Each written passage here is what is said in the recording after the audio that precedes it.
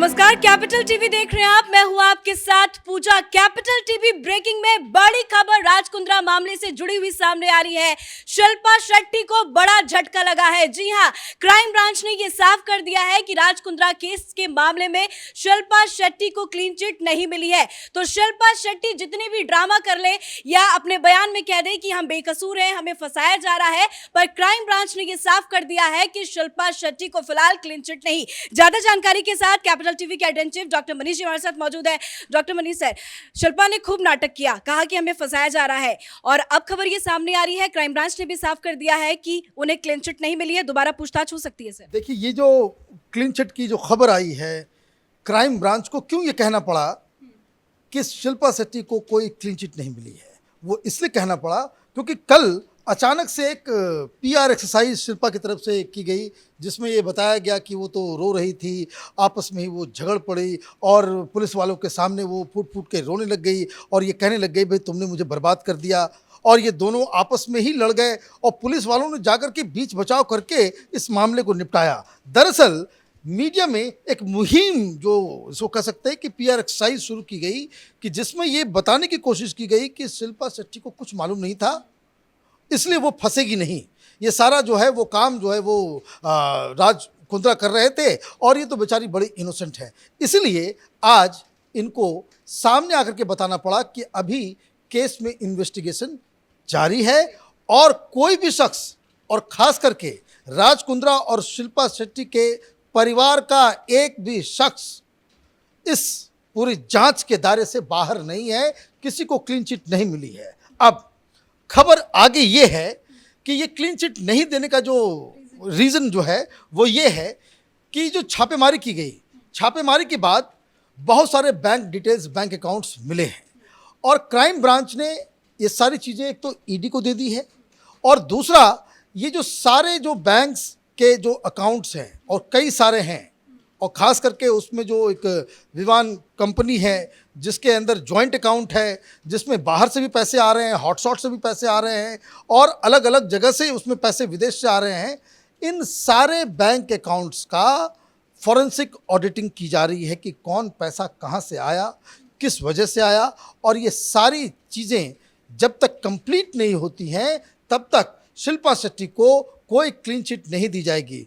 ऐसा इसलिए क्योंकि ये बहुत सारे जॉइंट अकाउंट्स मिले। एक तो नेशनल बैंक में मिला, एक कोटक महिंद्रा में मिला है, अब बताया जा रहा है यस बैंक में भी है, और तमाम बहुत सारे अकाउंट जिसमें शिल्पा शेट्टी के जॉइंट वो अकाउंट है राज कुंद्रा के साथ। तो इन सब मामले में बाकायदा इनकी जांच की जा रही है, क्योंकि इसमें पैसे बाहर से आ रहे हैं। और जिनको ये कह रहे थे कि भाई ये जीजा हमारा जो लंदन में काम करता है वो इंडिपेंडेंटली काम करता है, वो उससे हमें कोई लेना देना नहीं है, लेकिन कागज़ कुछ और बता रहे हैं। फिर इन्होंने कहा कि भाई ये जो एक पुरानी कंपनी थी जिसको इन लोगों ने ये लोग उससे अलग हो गए, लेकिन अब जो व्हाट्सएप चैट और ईमेल्स जो नज़र आ रहे हैं, मालूम चल रहा है कि ये कानून से बचने के लिए इन लोगों ने बाकायदा एक इसको कह सकते हैं कि जाल बनाया, जाल बुना। वो जाल ये था कि हम कंपनी से डायरेक्टली कागज़ पे हम इन्वॉल्व नहीं रहेंगे, हम सीधे सीधे अपने आप को ऑन पेपर इन कंपनियों से अलग कर लेते हैं, लेकिन कमांड इनके पास रहेगा। वहाँ कंपनी कौन देख रहा है? जीजा देख रहा है। शिल्पा शेट्टी की मदर का भी नाम कुछ कंपनियों में आ रहा है, शिल्पा शेट्टी का भी नाम आ रहा है, जॉइंट बैंक अकाउंट है।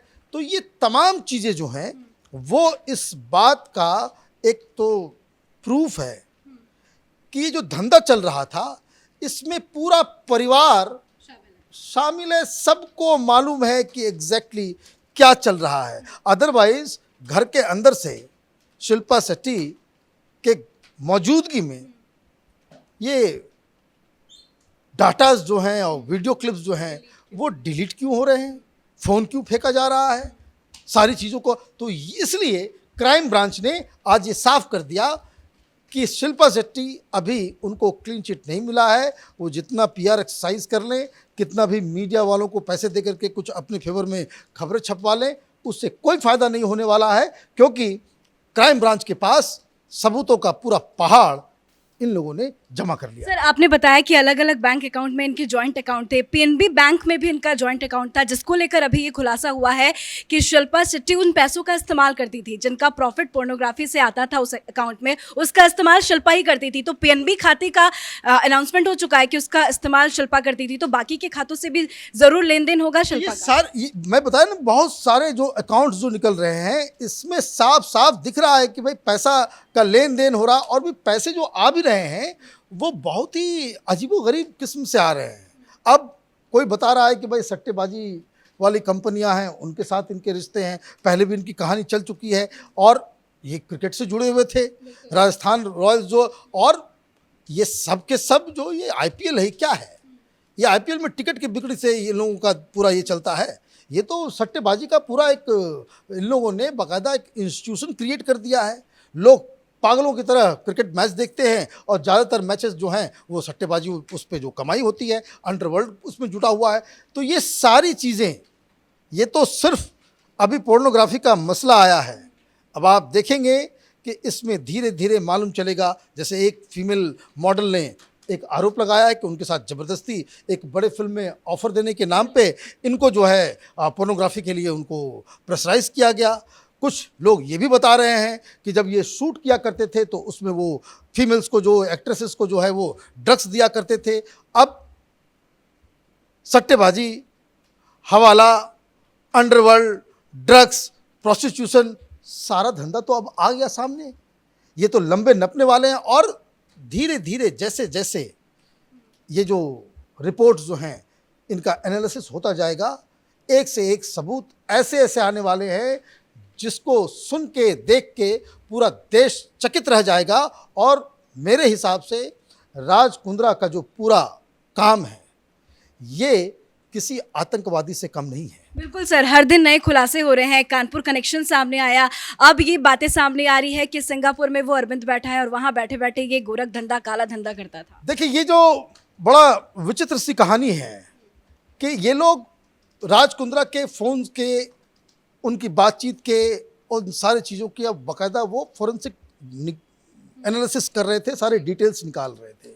तो मालूम चला कि भाई अचानक से कि उसमें बहुत सारे जो फ़ोन कॉल्स जो हो रहे हैं वो सिंगापुर से हो रहे हैं। मालूम चलता है कि वहाँ पे ये जो नाम बदल बदल के, ये तो अजीबोगरीब कहानी है। भाई कितने शातिर लोग हैं।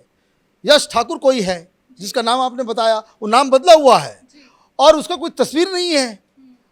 वो इतने, आप ये देखिए कितनी प्लानिंग के साथ ये लोग काम कर रहे थे।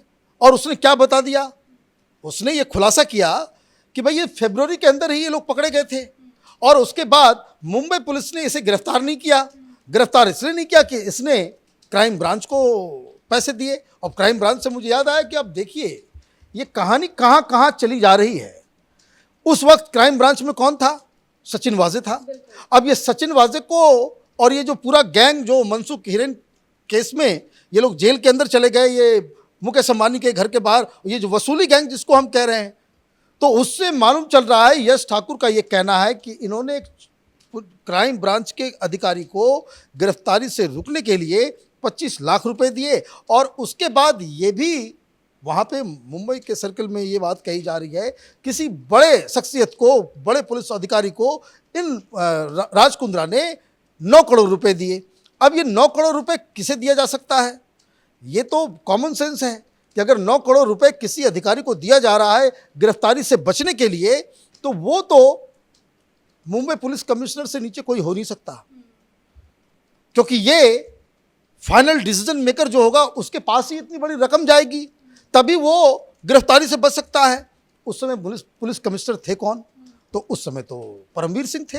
आप देखिए क्या नेटवर्क, क्या नेक्सस चल रहा है। और इसीलिए फरवरी में वहाँ पे सब कुछ होता है, वहाँ पे बाकायदा रंगे हाथ पकड़े जाते हैं ये लोग मलाड के एक फार्म हाउस में ये सारी शूटिंग करते हुए, और उसके बाद गिरफ्तारी नहीं होती है और काम फिर से शुरू हो जाता है। मतलब राज कुंद्रा को किसी बड़े अधिकारी, कमिश्नर लेवल से नीचे तो कोई ये एश्योरेंस दे नहीं सकता कि भाई आप काम करो, अब आपको कोई छुएगा नहीं।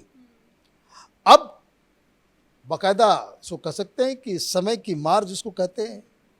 अचानक से मालूम चला कि क्राइम ब्रांच के सारे अधिकारी वो मुकेश अंबानी के केस में, हिरेन के हत्याकांड में ये लोग जेल चले गए, नए ऑफिसर्स आ गए, कमिश्नर भी चला गया, नया कमिश्नर आ गया, और सरकार से पूरा का पूरा इस पूरे गैंग का उद्धव ठाकरे सरकार से लड़ाई शुरू हो गई।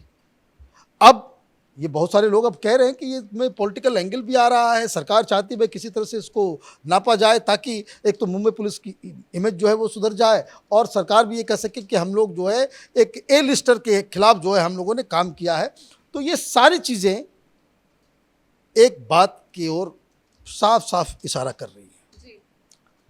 राज कुंद्रा, उसका पूरा परिवार इस गंदे धंधे के बारे में मालूम था उनको।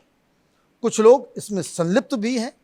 लंदन में बैठा हुआ राज कुंद्रा का जीजा जो इन सारे वीडियोस को अपलोड करता था वो भी गुनहगार है।